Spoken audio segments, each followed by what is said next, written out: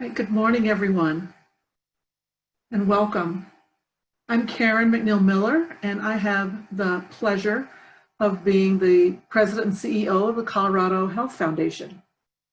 I suspect many of you know us at the foundation already, but for those of you who don't, we are committed at the foundation to bringing health in reach to all Coloradans, and particularly those for whom health seems furthest away from them. We take a broad view of health, certainly to include the clinical setting and access to health, but we also think about the social and environmental conditions that lead to good health or not good health. For example, we are focused on affordable housing and food access. We care about the educational setting, and the educational setting is appropriate and welcoming and a healthy environment for children. And one of our key components of doing our work is that we listen. We listen and are informed by the communities that we exist to serve and the broader community. And so it's with that listening in mind that I'm excited to introduce the Colorado Health Foundation polling. And you might wonder, why polling? Polling is another form of listening. We are trying to do both the art and the science of listening. The art of listening happens when we're able to sit across the table from each other and have a cup of coffee. The art happens when I get to visit a homeless encampment and talk to the folks who are experiencing homelessness to find out what their lives are like and what they need to be healthy. But then there's a science, and polling is the science of listening. It's tested, it's balanced, it's representative, it's equitable, and it allows us to listen to people both inside our normal sphere and folks outside our normal sphere. So what you're going to hear today is we're going to share what we found out when we asked people about how things are going for them during COVID.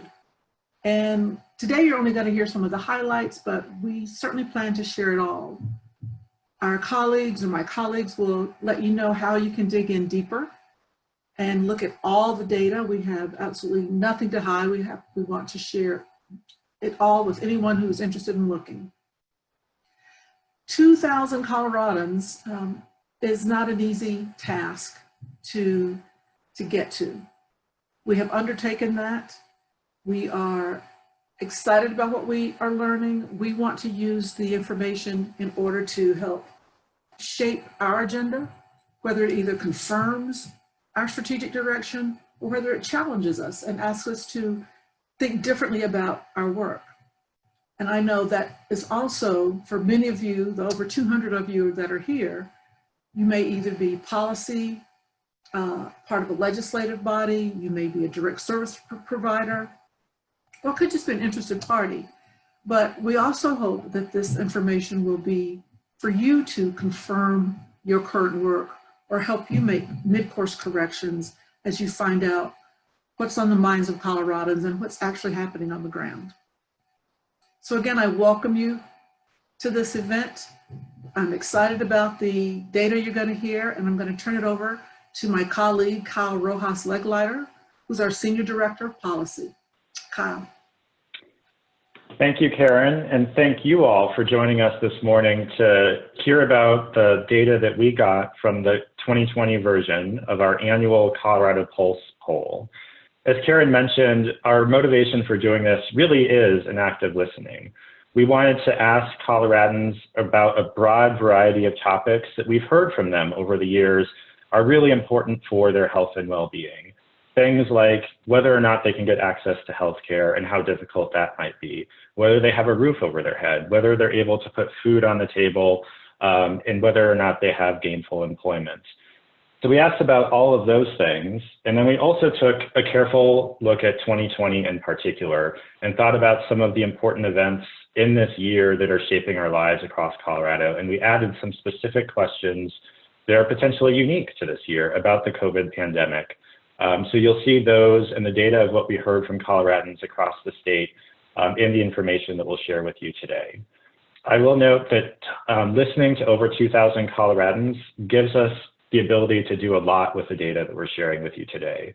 One of the unique things about this poll is that we sampled all Coloradans, which means that we're able to slice and dice and be specific about the data in a way that's often not possible for polling that you might see in our state. Throughout the presentation today, you'll see different examples of what's possible with a poll and the data set as large as we have from the 2020 version of the Colorado Pulse poll sprinkled throughout, where we call out how Coloradans might have things in common and where specific subsets of Coloradans might be experiencing things differently in 2020 or have different opinions about things in 2020 as well. So you'll get a sampling of that in the presentation that we share with you today. But we'll also be making all of the data and everything that we learned from this poll fully available on a new website that we debuted this week that has all of the information from this poll available to you to play around with, to dig as deeply and as specifically as you would like to in it. So at the end of this presentation, we'll show you that website and all the stuff that you can find on it. A few housekeeping notes for our time together this morning. We are recording this webinar. That means that we have muted all of the participants to ensure high quality audio for the recording, but we do still want you to engage in this presentation and for this to be a conversation. So please do use the chat function in Zoom to send in your comments, your questions, the things that you're wondering about or that strike you in the data, because we'll have a Q&A period at the end of our time together today and get to as many of those questions as we receive via chat as possible. I'm proud to introduce to you now the bipartisan polling team of Dave Metz and Lori Weigel, who were our partners in conducting this poll. They'll walk you through the results of what we heard, how we did this listening, and lift up some of the highlights to get this conversation going today. So again, thank you for joining us. We very much appreciate your interest in this poll and the information that we have to share with you. And I'll turn it over to Dave and Lori to walk us through the data. Great. Well, thank you very much, Karen and Kyle. I'm Dave Metz. I'm a partner with FM3 Research, one of the two firms that conducted the Pulse survey. And we're going to walk through with you today a series of highlights from the poll. As Kyle mentioned, there's a lot more data and a lot of richness underneath the overall numbers we'll be sharing this morning. And at the end of the presentation, you'll hear more about how you can dig through that data and learn more yourself. To start with, we wanted to provide a little bit of an overview about the methodology of the poll. The results we're sharing today come from 2,275 interviews we conducted with adult Colorado residents from around the state. Our sample was drawn from the U.S. Postal Service delivery sequence file. It was essentially a random sample of residential addresses across Colorado. The interviewing took place throughout most of the month of August, and we conducted interviews both online and by telephone on landline and wireless phones. We drove people to the online interviews through emailed invitations, through text messages, and through postcards sent to residential addresses where we didn't have other means of contacting the respondents. Interviews were conducted in English and Spanish, and in order to make sure we could speak with a little more precision to the views of some subsets of Colorado's population that make up smaller shares of the state, but may have distinct opinions on a number of the issues we asked about, we oversampled both Black and Asian American and Pacific Islander Coloradans. And that data is highlighted at a number of points in the results we'll go through today. The overall results have a margin of error of 2.83%, plus or minus. There's a number of places where we call out subgroups within the data, and obviously there the margins of error will be a little bit higher. We should also highlight the reason why you have two pollsters talking to you today. My firm, FM3 Research, when we conduct research in partisan races, works only for Democrats. I'm joined, however, by my colleague Lori Weigel, who will introduce herself in a moment. She is a principal with Newbridge Strategy, and her firm, when they poll in partisan races, only polls for Republicans. The two of us came together as a bipartisan team to ensure that perspectives from both sides of the aisle were reflected in both the way the questions were designed, the way the survey methodology was structured, and the way the results were analyzed. I'm also joined by my colleague Lucia Del Pupo, who was also part of the research team. So with that background, let's go ahead and dive into what we learned. And I'll hand it over to Lori now to introduce herself and talk. some of the initial questions. Thanks, Dave. So we're going to look at, I'm Lori Weigel. I'm the principal of Newbridge Strategy. I'm here in Colorado and have been for over 20 years. In fact, I spent a little bit of time this morning looking back through some data because we really are going to see, despite our annoyance with the overuse of the term unprecedented to describe our times today, some of the data we're going to be showing you is really unprecedented. And I'll start with just one of the simplest and broadest questions that we as pollsters ever ask Coloradans is to tell us what the most important issue facing the state is right now. So first of all, this is just a volunteered response. They could literally say anything. But the fact that we have sort of two issues that have never before, in my experience, topped the list of voters' concerns in the state is really striking. Obviously, one is brand new, and that's the pandemic. And we'll show you some examples in just a second of some of the responses people gave about that. But the second, not far behind actually, is a focus on government, politics, how things are working, divisiveness. And that, again, I went back through some work I'd done for the Rocky Mountain News over in the early 2000s. I can't find a case in which this was one of the themes that emerged from this question.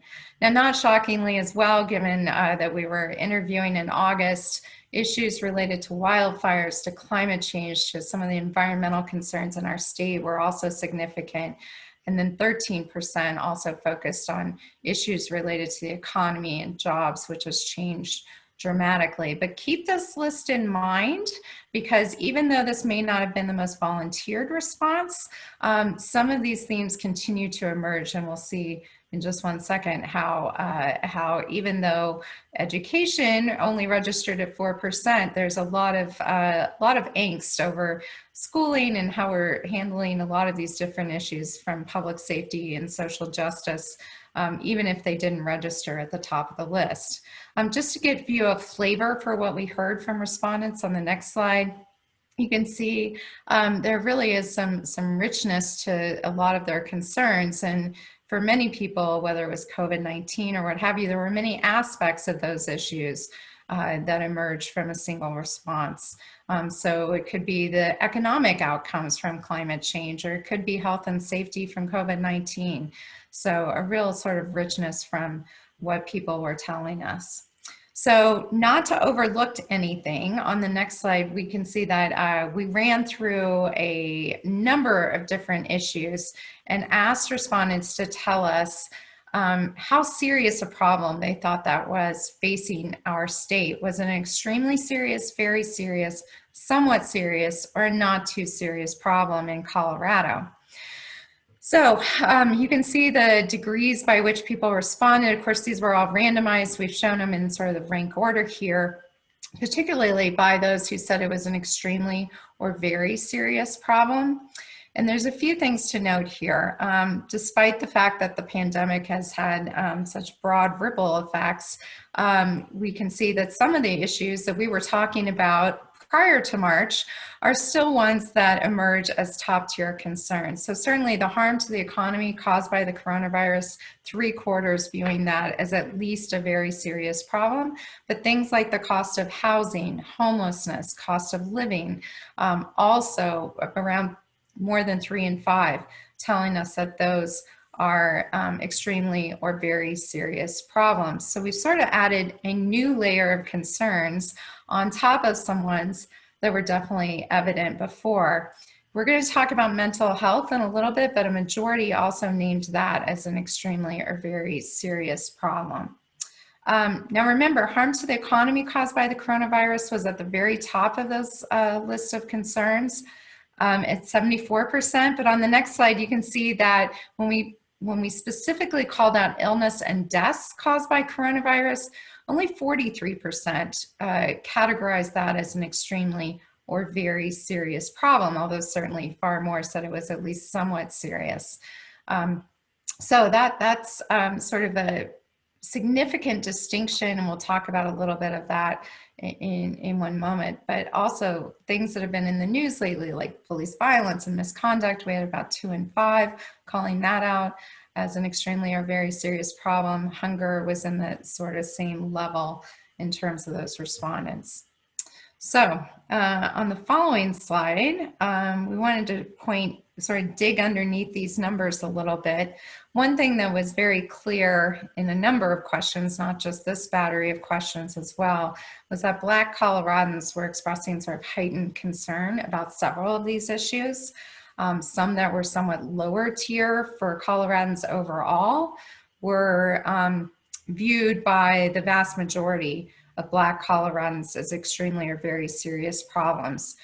For example, police violence and misconduct, but that's not the only one. Hunger as well was significantly more likely to be expressed as an extremely or very serious problem among Black Coloradans than among Coloradans overall. So a number of distinctions in that data by race and ethnicity.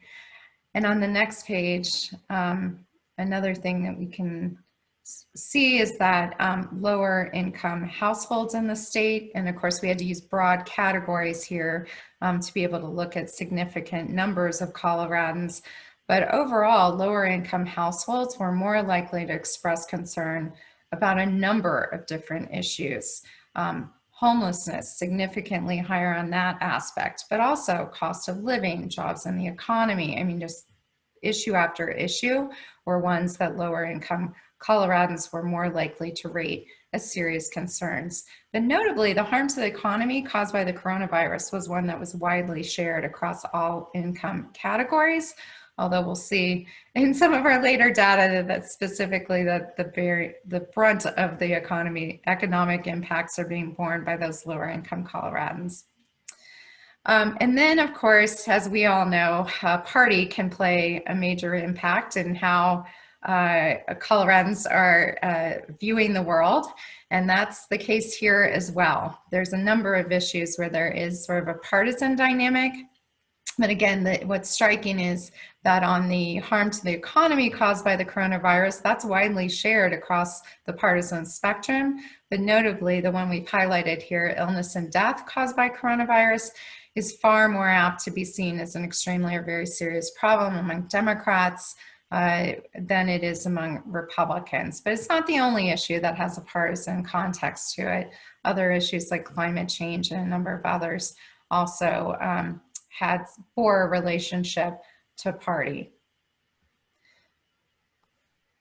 So I'll pass it back to Dave to talk about some more fun data. All right, thank you, Lori.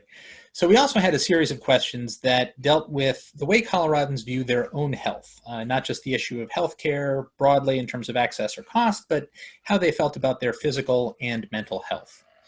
And we asked them to do a self-evaluation on a 5-point scale, rating their own physical health and mental health as either excellent, very good, good, only fair, or poor. So this data is, of course, subject to all of the whims of human nature. Our ability to understand, our own strengths and weaknesses when it comes to our health sometimes is limited. But generally speaking, Coloradans believe that they're in pretty good physical health. The majority rate their health as either excellent or very good, although it is fewer than 1 in 5 that call it excellent, reflecting at least some degree of concern among most portions of the population. Only about 1 in 10, 13%, are rating their physical health as fair or poor. There are some notable demographic distinctions, however, in the way that Coloradans answer this question, as you'll see here. The most striking ones are along lines of income. There is a clear correlation between household income and Coloradans' likelihood to indicate that their health is either fair or poor. And in particular, those in the lowest income group, that as Lori just described, have higher concern about a wide range of issues facing the state, are also more likely to rate their own health as only fair or poor. More than 1/4 of them, 27%, put their health in that category. You'll also see slightly elevated numbers of both Black and Asian and Pacific Islander Coloradans indicate that their health is fair or poor. Although I should note, in each case, it is still a minority of respondents. Across demographic subgroups within the state, most people believe that they are in pretty good physical health. When we ask about mental health, most people also classified themselves as either being excellent or very good. In fact, the proportion who think they are in excellent mental health is almost a third of all Coloradans, at 64% total either excellent or very good. This issue, though, is subject to the same kinds of demographic differences within the population, in particular, the socioeconomic distinctions. The more affluent your household is, the more likely you are to rate your mental health positively, whereas those with the lowest level of household income, under $30,000 per year, are notably more likely to say that their mental health is only fair or poor. This issue is one that we explored in a fair amount of additional detail in the survey. As Lori noted, we have a majority of Coloradans who believe that mental health broadly is a very serious problem for the state. And as we'll see shortly, it's very clear that the pandemic, its related impacts on the economy and the isolating effects of people needing to stay at home have also had a significant toll on most Coloradans' mental health. In terms of getting care for mental health issues or substance use issues, we wanted to understand if Coloradans, either themselves or a member of their family, had sought help and care for either of these issues and been unable to obtain it. Understanding, of course, there's a natural tendency in surveys like this to potentially understate the degree to which you or a family member might have faced these kinds of challenges. We still have 1 in 5 Coloradans that tell us they have had someone in their household who needed mental health services and were unable to access them. 1 in 10 say the same for substance use services. For those populations that told us that they had sought care but been unable to obtain it, we wanted to understand more about why. And so we asked them to tell us in their own words what factors had kept themselves or a family member from getting access to those services. And overwhelmingly, it was financial considerations that seemed to pose the biggest barrier for these Coloradans. About a third of this group said just straight out it was the cost or the expense. Another 19% said that insurance wouldn't cover the cost of treatment, which obviously reflects another financial barrier. About a quarter of them talked about logistical factors, that either they didn't know where to go, they had identified a place to find care, but it was too far away, or that they would have to wait too long to get care in that location. And then there were just some sort of internal factors that were an obstacle to care for others. About 14% that they feared being judged or feared the stigma of acknowledging that they had a mental health or substance use disorder challenge. And about 1 in 10 said that in speaking about a family member, they wanted the family member to get care, but the family member declined to do so. And again, because this was an open-ended question where the participants could answer the question in their own words, we thought it might be helpful to just show you some of the comments that Coloradans offered in response to this question to give you a flavor of what it was they said had kept them from getting either mental health care or substance use care when they needed it. These dynamics, by the way, are not in any way unique to Colorado. Asking similar questions in other states, we've seen similar descriptions of the factors that have posed challenges for people in getting the care that they need. So with that, I'll hand it back to Lori. As we discussed a moment ago, the economic challenges of the virus are rated by Coloradans as the biggest issue facing the state writ large. And we also asked some questions to understand how it affected them at the individual level. Thanks, Dave. So we asked Coloradans a question that actually Colorado Health Foundation had asked a couple of years ago, asking people whether they were better off or worse off financially than a year ago, or is their financial situation about the same? Now, this may seem surprising, given that so many are concerned about the broad economic impacts from the pandemic. But for the most part, Coloradans are fairly split. About a quarter are telling us that things are actually better for their family than a year ago. The same proportion telling us that things are worse, and about half saying about the same. That said, in previous polling, it was a little bit different in that we had about half telling us that things were better than they had been a year ago. So some of that optimism has dropped out of this question. We've gotten a number of questions asking us why this might be the case. And certainly that's all theoretical, but certainly there could be distinctions based on who's able to work from home and then who is able to, who might have own homes and therefore feel a little more oomph from rising home values, as well as the stock market, which has certainly rebounded and had hit a record high during the time that we were interviewing respondents. But for those who are worse off, I don't think it'll be a shock to anyone here that there's a dramatic distinction based on household income for the most part. You can see that those in the highest income categories are twice as likely to say that they are better off than a year ago than worse off. And we have a dramatically different picture among those in the lowest income categories, where 2 in 5 are telling us that their financial situation is worse off than a year ago, only 16% better off, and that's sort of a division among everyone else. So a real distinction there based on household income. And we've got all of this data. In fact, all of this data is split out by a number of different dynamics and is available on the Colorado Pulse website. So there's lots more to dig into. I know some people are already asking about that. But we also wanted to not just look back, but look prospectively about a number of different concerns and worries that people might be having. One being, as we've seen in the news, a lot of worry that they might lose their home because they can't afford the monthly rent or mortgage. And in fact, we had more than 1 in 5 Coloradans tell us that that was a concern that they shared. There are some distinctions here. Again, income playing a major role in terms of being more concerned that they can't afford the rent or mortgage and might lose their home. It's half of those in the lowest income households, 1 in 3 among those just one step up on the income ladder. And it's only slightly more likely to be those in urban areas. So despite the soaring home values and rents in the Denver metro area and along the Front Range, this is a widely shared across all types of communities in our state. Another concern we asked them about was being without health insurance coverage over the next year. And that was even higher, 27%, said that they shared that concern. In fact, 12% were very concerned about that. And that, again, was broadly held in all types of community, but was more likely to be evident among those in somewhat lower income households.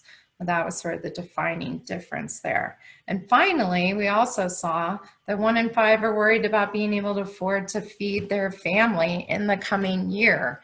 While it was only 6% that said they were very worried, we had another 14% expressing at least some concern about that. And again, income really was the great divide there, although I'd be remiss not to note that Black Coloradans were more likely to share this concern, as well as the concern about being able to afford their rent or mortgage, as we talked about earlier. So if we look at that all holistically and sort of pull that together on the next slide, you can see that we've got 38% of Coloradans that, looking ahead over the next year, they are either concerned they're going to be unable to afford their rent or mortgage, that they might go without health insurance coverage, or the very basic need of being able to afford food for their family. Again, that is the vast majority of those in those lowest income households. Not shockingly, it's more likely to be shared among the unemployed or those who are already without health insurance. And it's more likely to be evident among Coloradans of color throughout the state. So, you know, we're seeing some real differences in the impacts of this very different economy and the outcomes of the pandemic in terms of concerns for the future among especially lower income Coloradans. Speaking of which, I'll let Dave talk a little bit about some of what we dug into on racial equity issues. Thank you, Lori. So we had a number of questions that we wanted to ask to understand the degree to which Coloradans perceive that people who live in the state and come from different racial and ethnic backgrounds are impacted differently by a number of the issues we've talked about so far. Their interactions with police, the impacts of the economic downturn, and their ability to afford health care. So we asked the respondents to indicate whether, compared to white Coloradans, Black Coloradans are more likely or less likely to experience a variety of impacts. And as you'll see, for Colorado as a whole, significant inequity state that impact Coloradans. 58% of all Coloradans say that they think Black Coloradans are more likely to be treated unfairly by the police. A 52% majority think they're more likely to experience negative impacts from an economic downturn, and a 49% plurality believe that they are more likely to receive inadequate or poor quality health care. Those perceptions cut across all racial and ethnic groups within the Colorado population. They are more prevalent among Black Coloradans. They are much more likely to think that people who share their ethnic background are more likely to experience these negative incomes or negative impacts.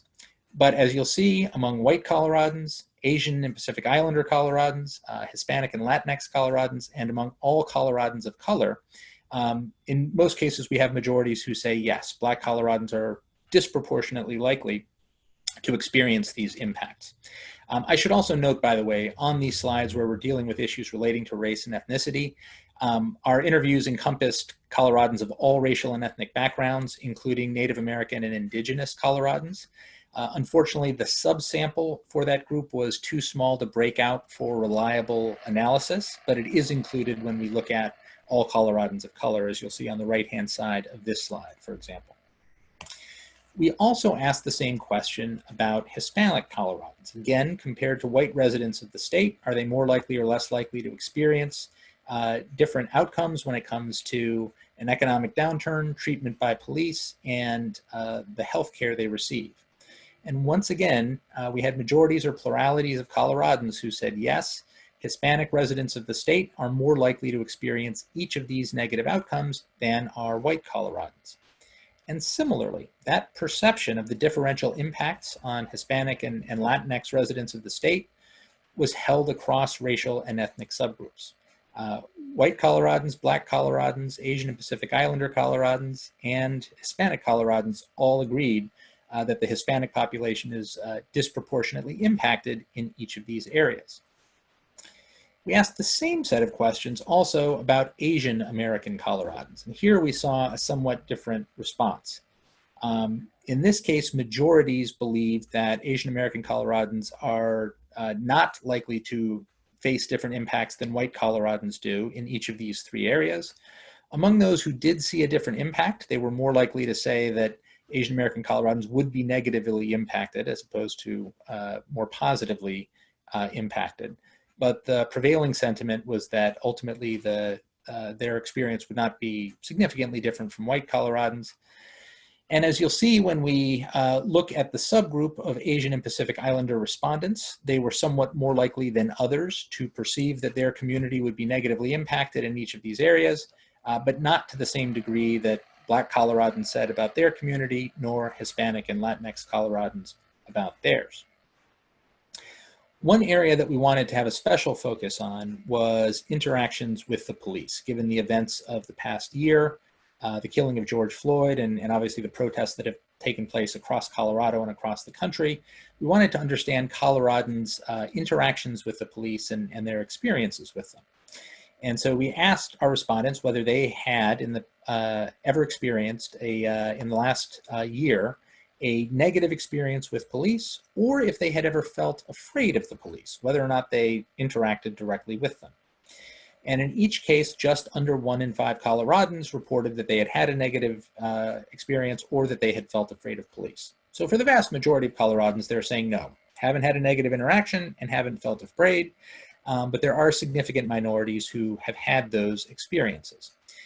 And as you'll see here, there were some significant differences among subgroups of Coloradans in the degree to which they reported either these feelings of fear or these negative interactions. Some of the more dramatic differences came for that second question. Have you ever felt afraid of police?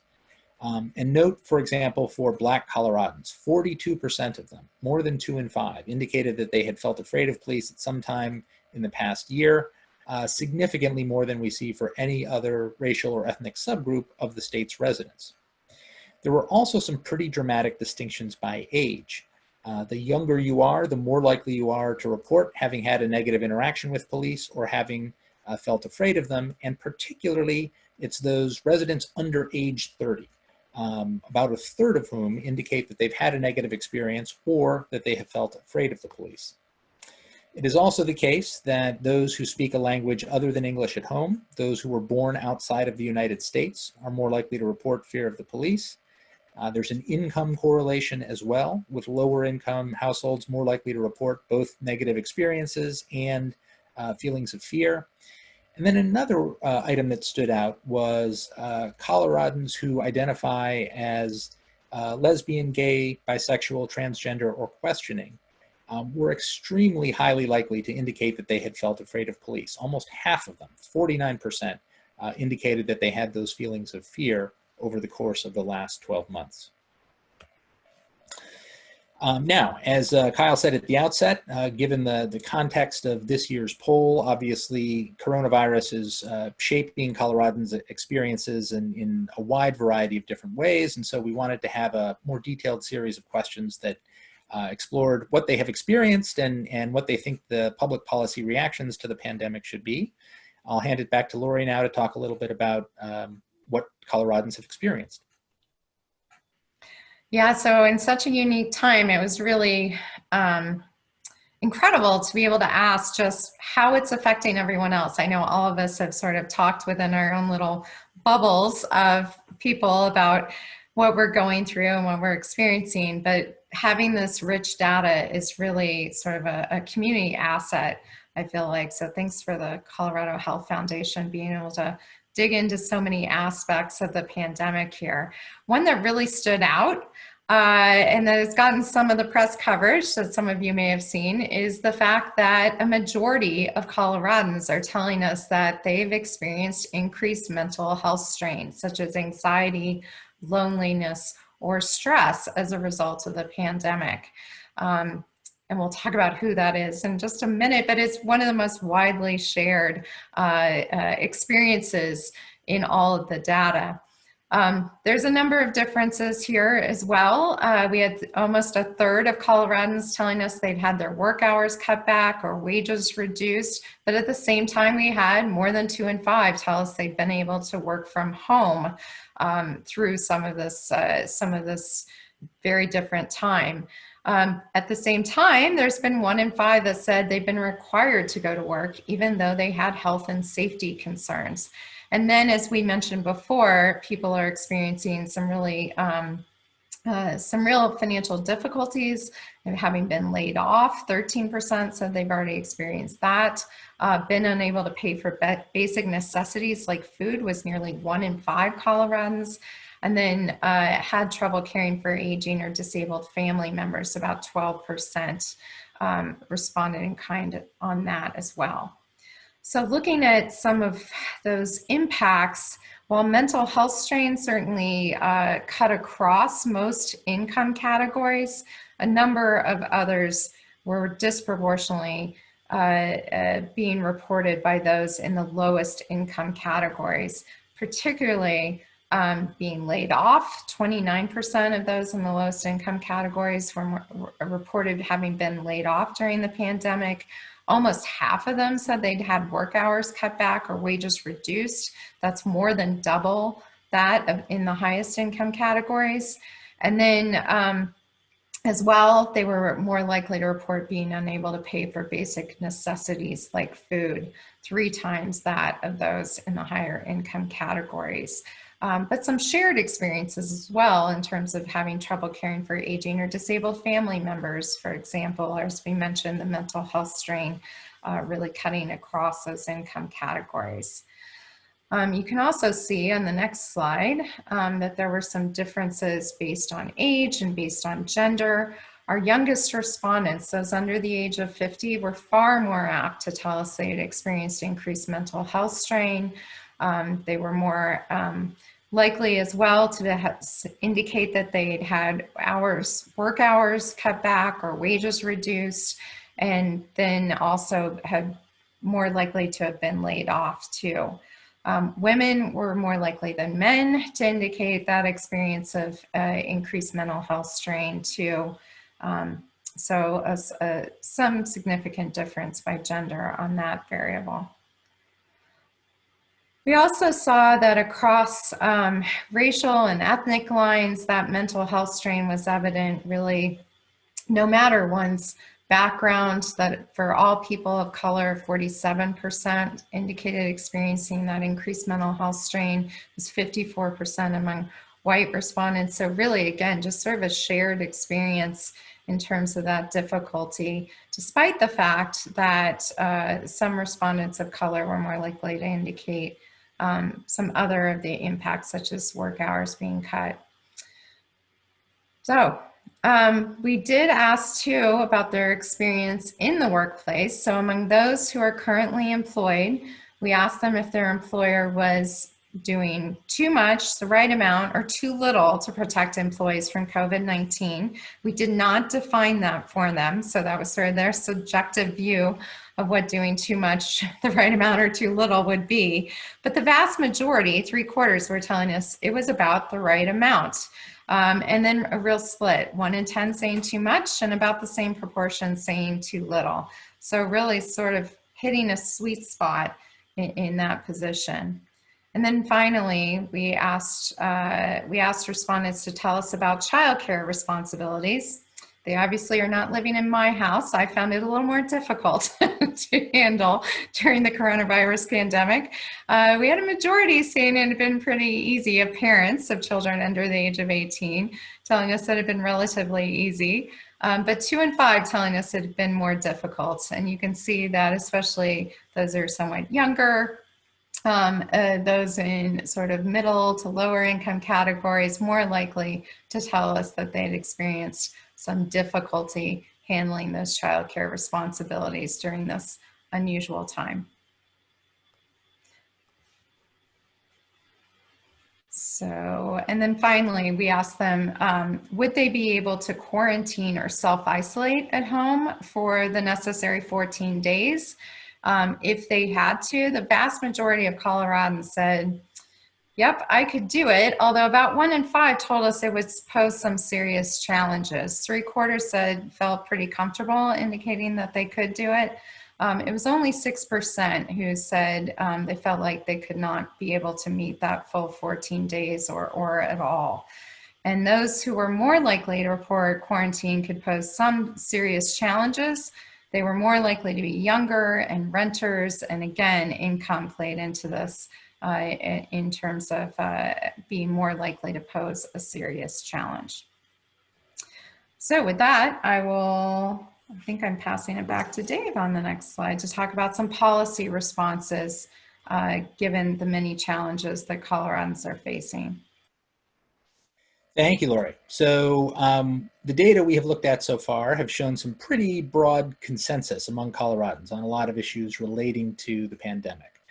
Agreement that the economic impacts have been severe, and a lot of commonalities in terms of how they think the pandemic has impacted them on issues like the mental health impact.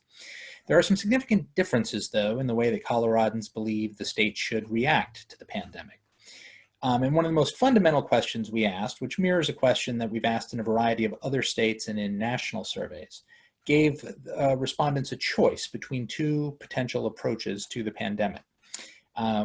Asking them whether it was more important to save as many lives as possible by delaying fully reopening, even if it hurts the economy and leads to job losses, or saying it's more important to fully reopen the economy and get people back to work, even if it means that it takes longer to fight the pandemic and more lives are lost.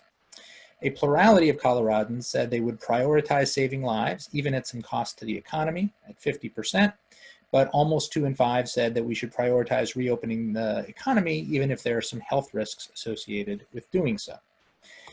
Not surprisingly, there are some pretty big differences among subgroups within Colorado's population in their views of this issue. And the biggest one, of course, is partisan. And we've heard a lot about the different political perspectives on the issue of reopening the economy.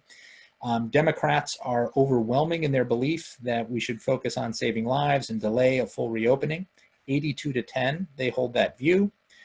Independents also hold that view, but only by a plurality of 48-39. So they are more closely divided on the question. Whereas Republicans, in almost equally overwhelming numbers, believe that reopening the economy should be the priority right now by a margin of 73-16. When we look at it by ethnicity, you'll see that communities of color in Colorado, by roughly a 2-to-1 margin, say that we should prioritize saving lives, whereas white Coloradans are more closely divided. 47-41, a plurality holds that same view. See, there's a correlation here between ethnicity. Coloradans of color are much more likely to identify as Democrats. Most Colorado Republicans are white. And so there's an overlap between these two perspectives. There's also some differences by age with younger Coloradans, those under age 50, a majority of them saying they thought we should delay reopening in order to save lives, whereas their older counterparts are about evenly divided on this question.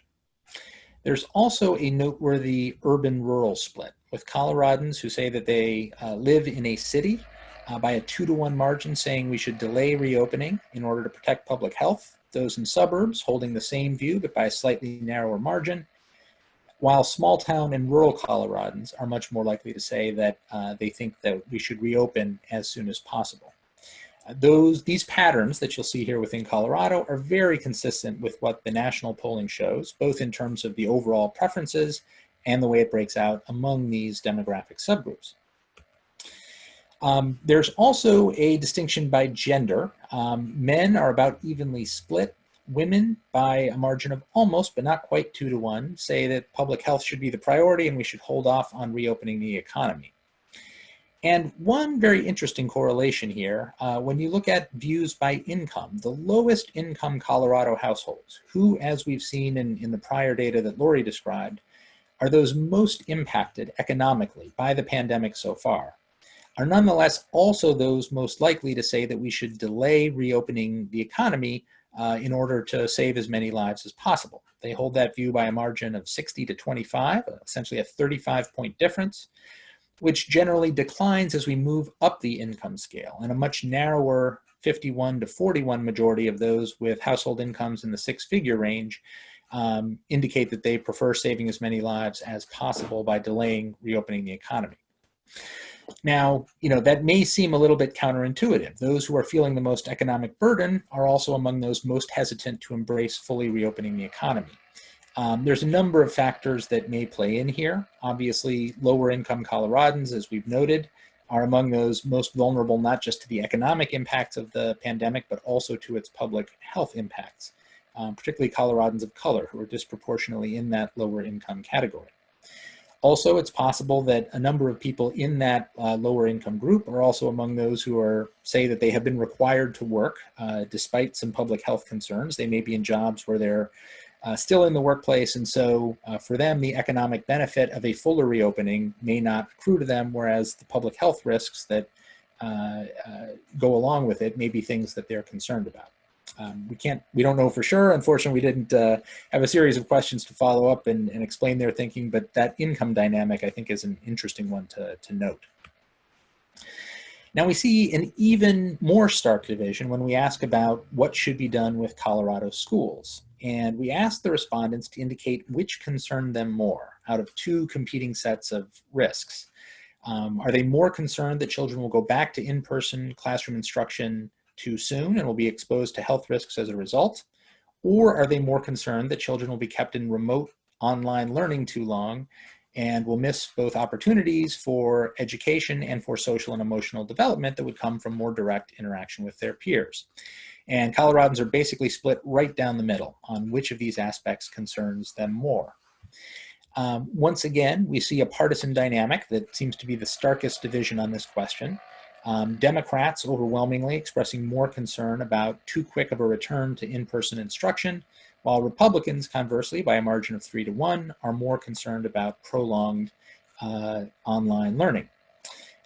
Ethnic divisions on this question are relatively modest. We see pretty close divisions among most racial and ethnic subgroups of Colorado's population. But of course, one of the most interesting subsets to look at here are those who actually are parents of school-age children. And as you'll see among that subgroup, those who have children in the K to 12 age range, 54% of them say that their biggest concern is that children will be kept in online remote learning too long. And obviously for many of them, that's what they've been experiencing over the course of the last half year or so. Although it is a majority sentiment, but it is not an overwhelming one. There are still more than a third of parents of school-age children who are concerned about too quick of a return to in-person instruction. Now, in terms of some policy responses, we asked people how they would feel about a variety of different actions that could be taken to address what the pandemic is doing in Colorado. We asked them whether they would support or oppose providing free COVID-19 testing, medical treatment, or making a vaccine available for free when it becomes available. And at least 4 in 5 Coloradans indicated that they supported each of those concepts. Now, we should note we didn't ask a detailed policy proposal here that said how these services would be paid for, or how they would be distributed. But the notion that this is something that should be provided to Coloradans free of charge is something that the public embraces, and embraces fairly strongly. If you look at the dark blue bars on the left, that's the proportion that said they would not just support, but strongly support each of these ideas. We also asked about a mask mandate for places of business, and found that 72% of Coloradans overall said they support having requirements to wear a mask in those kinds of places of businesses, with almost 3 in 5 indicating strong support for that idea. And to an impressive degree, support for these policies actually cuts across partisan lines. As we've talked about on a range of questions here, there are some deep partisan divisions. This is not one of those questions. We basically have upwards of, well, almost unanimous opinion among Democrats that they like all of these ideas. And then solid majority support among independents as well. And even among Republicans, while there is more ambivalence about the mask mandate, with only 53% in favor, it is still a majority of Republicans that back that idea, and more than 2/3 of Colorado Republicans support making free testing, medical treatment, and vaccines available. Now, to say that the vaccine should be made available at no cost is one perspective, but there's a more important question, which is how likely are Coloradans to take a vaccine once it becomes available? And here we saw, while there was a solid majority of Coloradans who said they would be likely to get vaccinated, there is a significant subgroup, almost 1/3 of those polled, who said they would be unlikely to do so. These numbers also correspond pretty closely to what national polling has shown when the same question is asked. The group that has reservations about vaccination, there's a few demographic characteristics that seem to make them distinct. One of them is ideology. While more liberal and moderate Coloradans by sizable majorities indicate that they would be likely to get vaccinated, Coloradans who identify as conservative are evenly divided on the question, with roughly half saying they'd be likely to get vaccinated and the other half saying no. There's an age gap as well. Colorado seniors are significantly more likely to embrace the vaccine, with more than 3/4 of them indicating that they'd be likely to get vaccinated. Obviously, people in that age group both are more at risk, and also may, over the course of their lives, have had more experience with seeing the role that vaccines can play in their public health benefits. And there's also a difference by educational attainment. Coloradans with a high school degree express a greater concern about getting vaccinated than those with higher levels of education do. So finally, we had a series of questions about priorities for state government and state funding when it comes to Coloradans' health, and I'll hand it back to Lori to talk about those. Great, thanks, Dave. Last section, everybody. Thanks for sticking with us. So lots of data here. We asked respondents about a number of different areas where state government might allocate additional funds in an effort to improve the health of all Coloradans. That additional funds and state government being in there may play a role in some of the data that we're going to see split by party. But for overall, we saw Coloradans widely sharing the view that it was extremely or very important for the state to allocate additional funds to ensure that no Coloradan goes hungry and to ensure that people have places to buy fresh, healthy food. 4 in 5 Coloradans rated both of those as extremely or very important.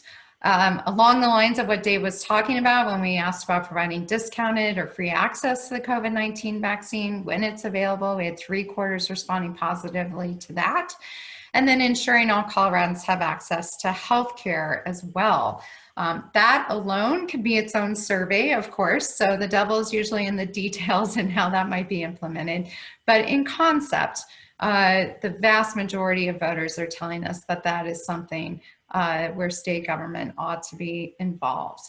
On the next slide, we get into a range of issues that about 2/3 or fewer, but still majorities are telling us are extremely or very important when it comes to mental health, when it comes to having access to safe, stable, affordable housing, helping the homeless, and then ensuring communities have places for exercise and recreation. Probably the most division on providing preschool for children under age 5, but when you include those who say it's at least somewhat important, it is again the vast majority of Coloradans that are viewing that as a worthy goal. Again, there are some divisions in terms of how some of these are perceived. And I mentioned state government allocating additional funds. Whenever we evoke those words, we will often get a more partisan response. And you can see that on virtually all of these. We had 3/4 or greater of Democrats telling us that each one of these was extremely or very important. Republicans were somewhat weaker, but again, many of these were ones that they shared those concerns, and most were ones where we had half or greater telling us that was extremely or very important for state government to be spending resources in those particular areas. Ones that really stood out were, again, the employment is one where it's really shared across party lines. So helping those Coloradans who aren't working to find employment, but also on food as well, and having places to buy fresh, healthy food for all Coloradans was significantly higher among Republicans. As well, there were some distinctions on the next slide. Well, less sort of distinctions, greater degrees of which many were sharing these worthy goals. But we saw for the most part that Coloradans of all racial and ethnic backgrounds ranked their priorities similarly. I will note there were a few that really stood out, particularly among Black Coloradans. Preschool was one that Black and Hispanic Coloradans were more apt to say was something that was important. But again, these are all ones where we saw near majorities telling us that all of these were extremely or very important goals for the state government to allocate additional funds. And then on the next slide, again, some of these may be issues that, especially in work Dave and I have done on homelessness, we've usually seen people's perceptions of homelessness center around urban areas. So it was really striking to me that when we asked about whether it was access to safe, stable, affordable housing, sort of in the middle of this page here, or helping people who are experiencing homelessness, that we had majorities, even in rural areas, saying that that was something where state government ought to be allocating additional funds. So while there were some distinctions based on type of community, and I'll just note that type of community usually played a greater role than specifically where in the state you are, that this was, that these are sort of shared goals for the state government to put some oomph behind in terms of some resources. And then on the next slide, oh, that's it. I beat myself to it. So I wanted to pass it back to Kyle because we're going to be available to answer some of the questions that I haven't been able to answer while looking at the chat box. Great. Thank you, Lori and Dave, for walking us through a very rich set of information. Thank all of you for staying with us as we walk through that. Please join me in taking a deep breath. You just absorbed a lot of the listening that we've been absorbing and sorting through here, but now we want to have a conversation with you.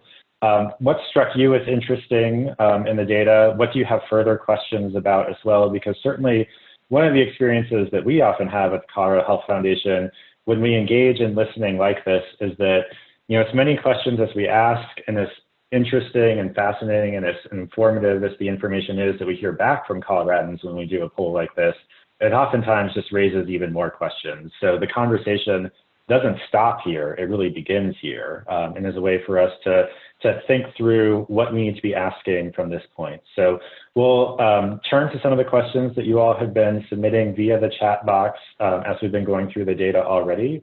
So you have opportunity still to put in your questions if you've been listening and absorbing, but don't be shy about the chat box. And we'll get to as many of those as we are able to before we wrap up at 11:30 today. So Dave and Lori, I'll kick off this conversation with a question about what we heard about the Coloradans who are unable to access healthcare services, specifically for mental health or substance abuse, and those who are saying that they wanted to get those kinds of services and weren't able to do so. Anyone who answered in that way, we followed up with an open-ended question. So we didn't guide their response about what was making it difficult to get those kinds of services or what barriers they encountered when they attempted to get mental health or substance abuse care in our state. Can you talk a little bit about what you heard in those open-ended responses and whether or not stigma, fear of judgment, and some of those things might have shown up differently depending on the race and ethnicity of folks who were responding in those open-ended questions? Yeah, so unfortunately, as you'll recall, we only had about 1 in 5 Coloradans who reported that they had sought those kinds of services and been unable to obtain them. And within that subsample, we don't have enough respondents of different races and ethnicities to analyze the variation in their open-ended responses with precision. I will say that there was sort of an overwhelming tone of frustration that emerged in those open-ended responses. Lots of people who, based on their self-description of their circumstances, were sometimes in fairly desperate places where they really wanted to get additional help. But in most cases, they just said the financial barriers made it impossible, that their insurance wouldn't cover it, or they looked into it and were given a price for what the service would cost, and it was just beyond their range of what they could afford. That was the primary barrier that people talked about. But there were also a lot of people who talked about stigma and said, I was just afraid. I didn't want my family to find out. I didn't want my friends to find out. And seeking help would have entailed that people might have known, and I was worried about being judged as a result. That's a smaller subgroup, but obviously it's troubling if there are significant numbers of Coloradans who want help and are afraid to get it for those reasons. And then there were logistical concerns, which again, we can't parse it too closely, by subgroups within that number, but it seems likely that rural Coloradans were disproportionately impacted by some of those logistical concerns. We had a number of respondents who talked about that they would have had to drive very, very long distances to access the care that they needed, and that in and of itself was a significant barrier. Great, thank you for that. We have a question about whether or not we asked respondents if they had health insurance, and if so, what were the numbers on that? And is there any more geographically specific data, say by county or by region, that we're able to report out about health insurance status? And the answer is yes. We have data on both whether or not the respondents have health insurance and then the type of health insurance they have, whether they're covered by a public plan or a private plan. And so that's all available within the data tools that we'll be talking about shortly that people can take a look at. I don't have the numbers in front of me, but I've got it. I grabbed it. That's why there's 2 of us, really, in honesty. Teamwork. It was about 1 in 10 that said they don't have health insurance. Predictably, most had it through their employer or their spouse's employer, or had Medicare. So you know, we have very little in terms of TRICARE, in terms of military or VA here, but it was about 1 in 10. So they indicated they did not have health insurance at this time. Although one thing that may be impacting worry about having health insurance in the future is we've seen in past work that sometimes individuals will tell us that they have health insurance now, but they may not have had it in the past. So there's a significant proportion of Coloradans who have experienced being without health insurance at some point. Yeah, and while we're talking about this, I'll put in a reminder and group together a handful of questions we've been getting about what types of ways of looking at the data are available. And a few of the things that we're making available, because we're making everything from what we heard on this poll transparent and fully available on the website we've created to house this information, is you'll be able to see every question that we asked and what's called the top line results for every question that we asked. And that's, you know, the weighted sample that's representative of all adults in Colorado, what that top line figure looks like for every single question that we asked. So you can see everything that we asked and the top line results for it. And then we're also posting something that's called the Crosstabs. And that's where you can look question by question and compare how people answered on any one question to how the groups of people from that question responded differently or not to the other questions on the poll. So you could take things like whether or not somebody said they had health insurance coverage and see whether or not that made a difference for how they answered other questions on the poll as well. And so as I said at the beginning, during the presentation, the slides we put together today, you saw a sampling of what we're able to do with a sample size as large as over 2,000 Coloradans on this poll, but not everything. There's much more data that's available to look at in deeper detail, and we'll show you a website in just a minute where you can take your own odyssey through that data. So we've seen lots of questions in the chat about whether or not you can look more specifically at subsets of Coloradans about that, and the answer is yes. And we closed the fielding period of this poll not all that long ago. So we're ourselves just beginning to scratch the surface on the depth of what's in there. And so that's why we wanted to make this available to you all as well. And just, like I said, start this conversation with folks across Colorado, because we're really interested in where your eyes are going, what you're curious about it, looking at in the data as well. And that's why we're making it available to you. I'll take another question we got in from the chat box.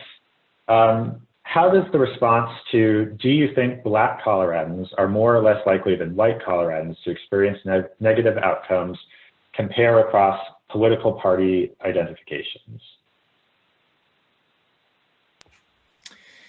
That is a good question, Kyle. If you give me a minute, I can look that up. Maybe we can take another question first while I'm looking at those numbers and then come back to it. Sure. So maybe this one's a little bit easier to answer off the top of your head. A few folks said that they were surprised about some of the responses on our questions about childcare and whether or not folks who are parents were having difficulty with childcare. So they were wondering, when did we ask these questions? Was it during summertime? Was it when kids were supposed to be back in school? So could you put those numbers in that context for us? Yeah, so we were interviewing during August. So, you know, the vast majority of the interviews were completed when it should have been summer. I know dates got pushed back. Our school year got changed around a little bit. So the vast majority were prior to any sort of remote learning or back to school in-person learning. So that could be having an impact on how Coloradans are responding to either the ease or difficulty of caring for children during the pandemic. So that may be playing some role. We'll see how they feel in a couple months after more school is taking place. But there were clear differences in terms of income, and I don't remember in terms of age of child, but I can try and find that while Dave's answering one of the other questions. But we do have age range of the child as a crosstab too. So I know someone was asking about that. So we can look at some of the questions in relation to that. Yeah, Lori, while you're on that topic, we've gotten a handful of questions that would sort of group together in the vein of folks wanting to layer different crosstabs on top of each other. So can we look at, say, not just parents, but specifically parents who are living on low incomes or in low income households and all that? Is that something that's possible with the data that we have?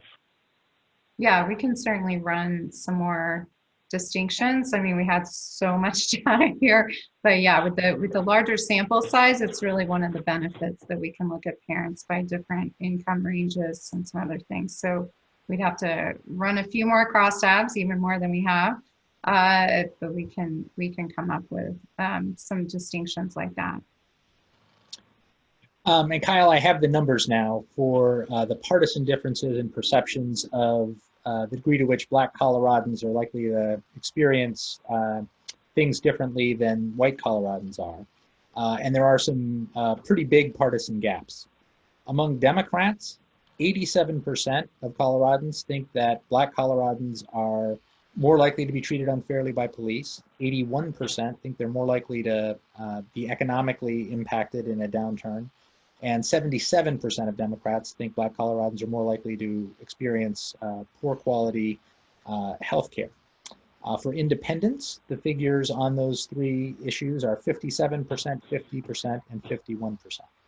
So overwhelming majorities of Democrats, slight majorities of independents perceive racial inequities that are impacting Black Coloradans. Republicans are much less likely to have that perception. Only 30% perceive that Black Coloradans are more likely to be treated unfairly by police, 26% that they're more likely to lose a job in a downturn, and 21% that they're more likely to receive poor quality health care. Thanks, Dave. We have another question about some of the data on racial equity that we got. And it is, regarding the data on Asian American Pacific Islanders, does the survey account for the difference in experience of the refugees from Southeast Asia that live in Colorado? I'm struck about people's perceptions that Asian Americans have not experienced so much hardship as other groups. And I think embedded in that is, we know that when we pull out crosstabs of the data, that can give us data or information about a group as a whole, but it can't really tell us much about differences within that group, or whether or not folks within a category of people are experiencing things differently or thinking about things differently. Is that correct? That's absolutely correct. And we also need to keep in mind that all of these racial and ethnic subcategories we're looking at are very sort of blunt and inaccurate ways to characterize the very diverse experiences that Coloradans with lots of different backgrounds have.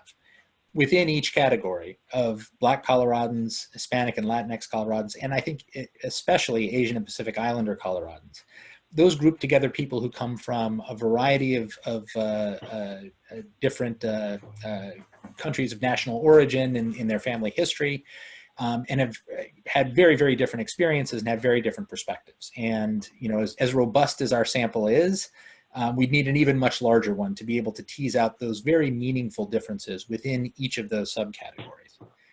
So we need to acknowledge that the data is really inadequate to explore some of those important but sort of smaller population subgroups that we need to look at. And unfortunately, looking at distinctions between the experience of Southeast Asian refugees, as the questioner asks, versus other Asian American Pacific Islander Coloradans is, we just don't have the ability to do that with the data, but it's a very important question. Thank you. We got another question about a different demographic subgroup in the poll. So early on in the presentation, a few folks were asking whether or not we had questions or had asked about sexual orientation and gender identity, and were able to break out the data by those demographics as well. And then a little bit later on into the presentation, folks did see one piece of that data. So yes, we did ask about both sexual orientation and gender identity. And where it showed up in the presentation was in some of the data around fear of police and experiences with police misconduct among LGBTQ Coloradans. And the question here is, LGBTQ Coloradans are more afraid of police than Black or African American Coloradans.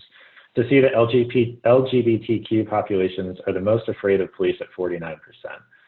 This seemed to be the highest fear category. Do you see any reason for this as a trend within the state? Well, unfortunately, I don't think we have data to go into why that might be, and all the experience, the broad breadth of experiences that might have been seen there.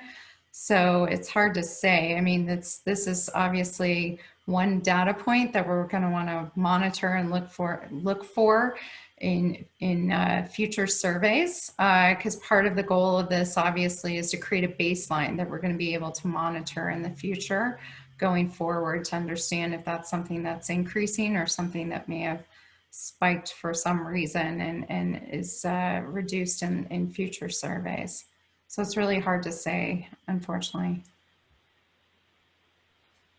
Yeah, Lori, that's a good point. You know, polling and quantitative research like this is a really great way to understand what people are experiencing or what they're thinking, but it's limited in its ability to tell us why some of those things might be the case or why people might respond in the way that they do to these polls. But it does have that power for us to see and to identify patterns in the data of what people are experiencing and what they're thinking.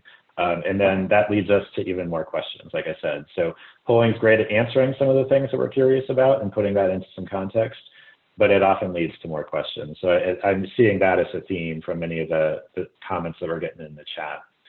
I have a question about how we asked about income or sort of grouped people by income on the survey. Were incomes based on the individual surveyed, or was there weighting for family size if the individual was the sole source of income? The question was about household income, total income for all residents of your household in 2019. We also have data on household size, so we can see how those two factors interact. Yeah, thanks. And we have a couple of other follow-up questions on that same vein. Was party affiliation evenly scaled across all incomes for both parties? Was party affiliation of those surveyed also evenly distributed across all racial and ethnic categories? Do you know what the racial makeup of the various income groups is? Yeah. Party affiliation was distributed randomly and representatively across the population, but not uniformly. It is the case that Coloradans of different racial and ethnic backgrounds differ greatly in which political party they affiliate with. Same is true across income levels. Same is true across more urban and rural responses. So we have the ability to understand how, an urban Democrat versus a rural Democrat might view things differently, but there are different numbers of Democrats in urban and rural areas. And the survey reflected the distribution in the population along those scores. I don't have the numbers right in front of me, but there is a correlation between race and income. Coloradans of color were more likely to be were more represented in the lower income subgroups than were white Coloradans. And again, that just reflects the way that incomes are distributed across the state. Yeah, it was not quite twice as likely that a Black Coloradan would be in the lowest income category as a white Coloradan, but it was fairly close to that. I think it was 16% of Black Coloradans were in the lowest income versus 9% of white households. So there was definitely a relationship there. Thanks. We have another question about our data on mental health and substance use issues. Did you ask how many Coloradans had sought help for mental health or substance use issues? If so, I'm curious what population of those who saw a need did not get those services?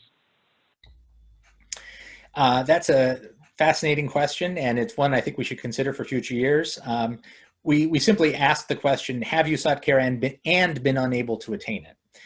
So we don't know what percentage of the population sought care and was able to attain it. And as you say, that would be a very interesting complementary data point because it would give us a sense of just how many of those seeking care have been unsuccessful in getting it. As I think a number of these questions are pointing out, there's lots of fascinating additional questions we could ask to explore some of these findings in more detail. Unfortunately, we just have limited room in the questionnaire in terms of what we can ask. And as Kyle said, the results of this year's poll, I think, have prompted a lot of good follow-up questions, of which this is one, which we definitely should consider for future years' versions of the survey.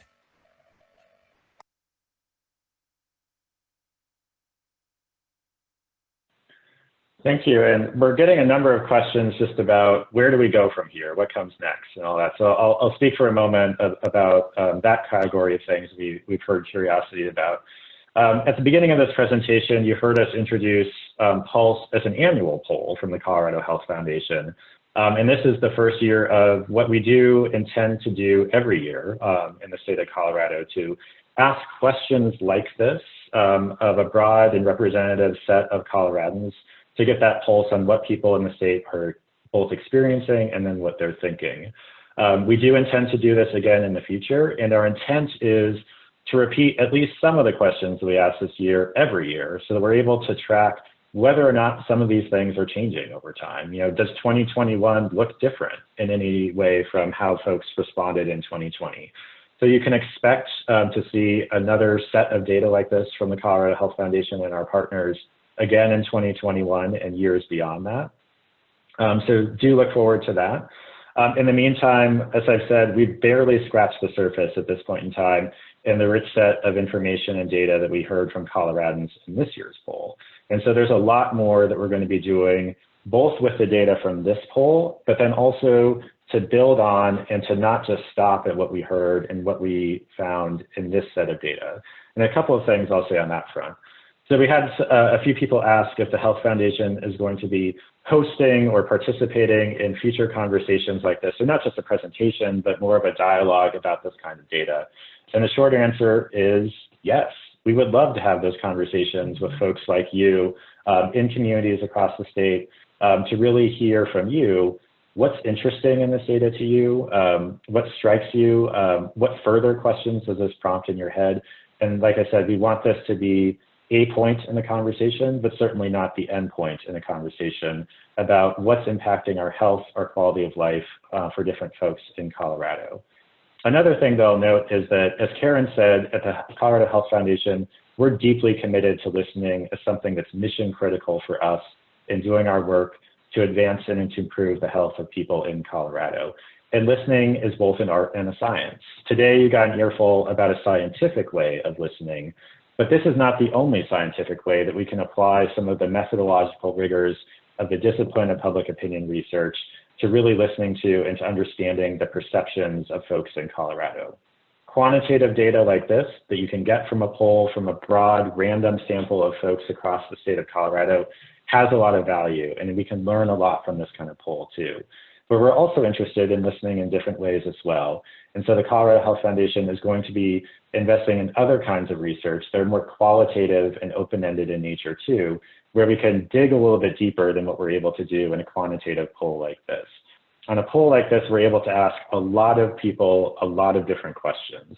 In qualitative research or other ways of listening, that's better suited towards asking a smaller number of people or a more focused number of people that you're unlikely to get represented in a poll like this, a deeper set of questions where we can have a much longer and a much deeper conversation with them. So you'll see information from projects like that coming out from the Colorado Health Foundation over time, in addition to future editions of the Pulse poll in the years ahead. We've been alluding to a fancy website that we've created to share with you and to make transparent and accessible to you and anyone that you would like to share this with, the data from this year's poll. One of my fine colleagues at the Colorado Health Foundation will put out in the chat box the link to get to this website that we've created for the Pulse poll so that you can go to it and navigate your way through it yourself. But right now I'm going to do a quick demonstration of what that website for the Pulse poll looks like. So hopefully now you can see my screen shared with you, and this is what that homepage of the website looks like. So this is our new home for all of the data that we heard from Coloradans on this year's Colorado Pulse poll. And I want to point you to a few of the things that are available on this website. So this is the homepage that you see on your screen right now. Probably one of the things that you'll be most curious about is this results tab right there. And this is the page on the website where you can go deep on whatever part of the data you're curious about. So if you scroll down to the very bottom of the page, here you'll see sort of the PDF versions of the complete questionnaire of the poll and what I call those top line results. So that's where you can see every question that we asked and the top line data for the sample overall of what people said for each of those questions. Right below that, you'll see what we call the crosstabs. That's where you can dive into specific subsets of the folks who responded to this poll and see how their answers compare to the rest of the sample in the poll as well. You'll see a key findings document where we lift up in narrative form some of the things that we shared with you on this presentation today. But if you scroll up to the top of that results page, you'll see what I'm really thinking of as one of the most cool things we've set up on this website. And this is an interactive way of doing that splicing and dicing of the data of what we heard from Coloradans about specific questions. So you're able to pull out categories of questions, like what we asked about hunger and food insecurity, and together on this interactive place on the web page, you'll see all of the questions that we asked about that topic. And if you look at these greenish bars on either side of the questions data, what you see in the middle right now is the top line data, so the results overall. But on these columns on the side, you're able to highlight the answers for specific groups of people in Colorado and see how those groups of people answered specifically on each of these questions. So if you're curious about hunger and food insecurity and what we heard from Coloradans on that, and specifically what we heard from Latinx Coloradans, you just click on them in the column to the either side of the data, and you'll see the data change. And now it's just displaying what the data tells us from that specific subset of Coloradans about the questions that you want to go deeper on. So all of that is available on that results page, which you can get to at the top bar of the website. A couple of other things I'll point out to you. One is this For Partners page that we've set up here. If you are inspired, curious, excited to share the data that you saw in this poll with other people, to drop it into presentations that you're doing, to social media that you might be doing, we created some infographics that you can download and use and drop into things that you want to share to prompt conversations or to share information with folks that you may be talking to or listening with as well. And that's on the For Partners tab right up here.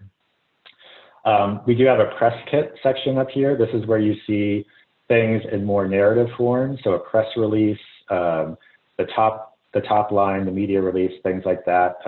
They're easier if you're one who likes to read narrative, you can find a lot of that stuff there. And then the final thing that I'll show you is the sign up button over here at the top. This is where, as I said, we hope to continue this conversation with all of you. If you're interested in giving us feedback about this poll, things that you would like to see on future research from the Colorado Health Foundation, please add your name on the sign up button at the top. One of the things that we will be doing over the course of this year is taking that deeper dive into the data ourselves and publishing different reports, different crosstabs, different analyses that go deeper into what we heard from Coloradans from this year's 2020 Pulse poll. So signing up there is your best way to make sure that you receive all of that stuff as soon as we have it ready to release to you. And then this contact page is where you can give us feedback about this presentation, about the data, about what you might like to see in future research from the Colorado Health Foundation poll as well. So feel free to continue the conversation with us there. That's the website that we've set up. Thank you all again for your time today. We very much appreciate it. Thank you to our polling team of Lori Weigel and Dave Metz. Thank you to all my wonderful colleagues at the Colorado Health Foundation who helped to make this project possible. We hope that this was interesting for you, and we hope that, like I said, this is the beginning of lots of conversations and not the end. So we look forward to hearing more from you about what was interesting and what you'd like to see more from in these results going forward. Thank you very much. We appreciate it, and have a wonderful day.